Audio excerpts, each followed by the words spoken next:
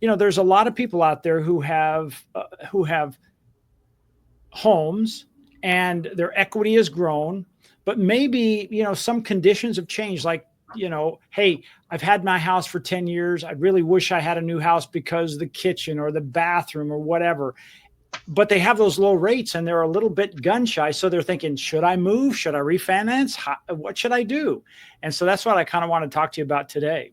Yeah, I think a very good subject to talk about for sure, because I think there's a lot of homeowners that are in that situation. So they have that dilemma about what to do. Do they stay or do they sell and move on? And I think what we want to maybe talk a little bit about is they have more options than just selling, if they have more of a need with their housing than what they own currently.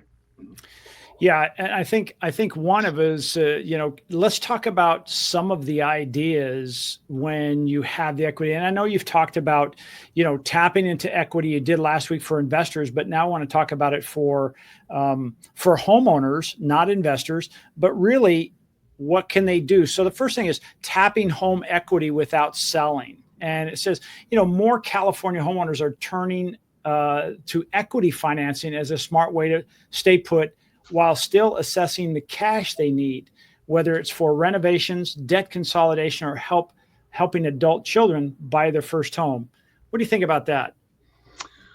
Well, first thing I would say on this bullet point is that last part of that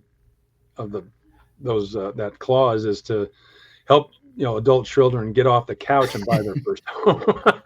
but no, seriously, yeah, that's the decision point that a lot of homeowners are at. And let me tell you something, because I looked up some stats that are pretty darn remarkable. In terms of equity lending, in the first quarter of 25, equity lending, or what they called HELOC and equity loan withdrawals, were surged, as the media calls it, 25 to nearly 25 billion.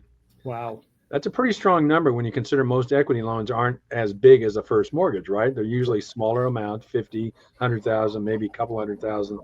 So that's a pretty remarkable increase. And in fact, it's the highest first quarter volume of equity lending since 2008. Wow. Of course, we all remember 2008 when people were pulling money. In fact, that's what's interesting about our current environment versus back right before the Great Recession from the real estate market crash, is back in the early 2000s, people didn't hesitate to tap into their equity. In fact, they were doing it continually, repeatedly. In fact, in the industry, we would joke about how some homeowners were using their homes as an ATM machine. And they would pull out more equity like every 6 months or a year because home prices kept going up so quickly. And in fact, for the second quarter, it's predicted that home equity loan volume is going to double to 50 billion.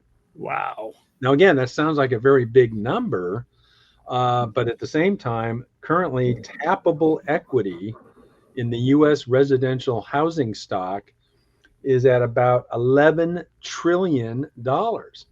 Wow. And so when you look at these 25 billion in first quarter and second quarter of 25, it may get to 50 billion in home equity lending. Well, when you compare that to the available tappable equity of 11 trillion, even though that loan volume, which is a bright spot in the mortgage industry compared to first mortgages, be it purchases or refis, that amount, 25 billion, 50 billion, is minuscule compared to the amount of available equity that can be tapped.